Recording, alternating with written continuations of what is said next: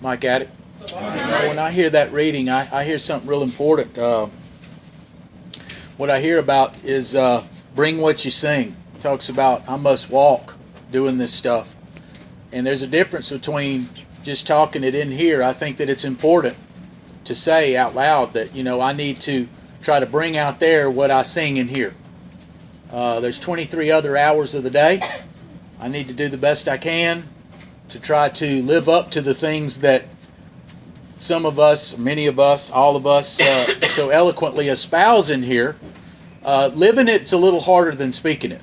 I think that what that page tells me, that's definitely between the lines, is that I need to walk this, not just talk it. The second thing I heard in that is presently, in that I've actually heard newcomers say, and somebody just shared something similar. It's, if I'm not careful, I'll read something like that, and I'll hear, if I'm coming here, I'm doing God's will, I'm following His dictates, He's supposed to presently fix all my challenges that I'm going through. And then they go, man, ain't everything fixed? They promised me presently. And the truth of the matter is when He says in that page, they will presently live in a new and wonderful world, what I believe that new and wonderful world is that there's hope there.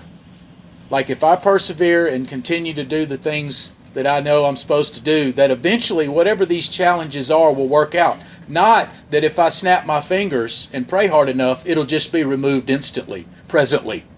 I know that it can be misinterpreted like that because I've actually heard new people say that that's what they thought it meant. And then they were discouraged when everything just fall in perfect just because they got sober. When I get here, I'm playing catch up. I think I want somebody to pat me on the back because I paid my first bill or because I got 30 days. And I remember going to my grandma and saying, hey, Grandma, guess what? I got 60 days sober. She said, so what? I got 80 years sober. Go get me a glass of iced tea or something. And I'm like, okay. What I realized is that, I'm doing things that I should have been doing all along. I'm playing catch up. I'm having to learn how to live like a lot of people are already living that way. A lot of people already have a relationship with God.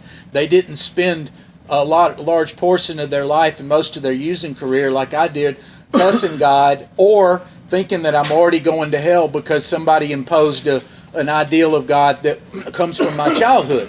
What I have found is that I've got a God that is going to forgive me for what I've done, but expects me to live differently. And therein lies the walking. I can't just pray hard enough and He fix it all. There's a yin and yang here. There's a part that I play. There's a part that God plays.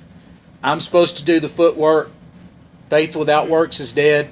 But works without faith is dead. I can't just go through the motions doing actions if my heart's not in it. I have to have some balance of both. And I just wanted to throw that out there, that what I heard on that page was, number one, bring what you sing.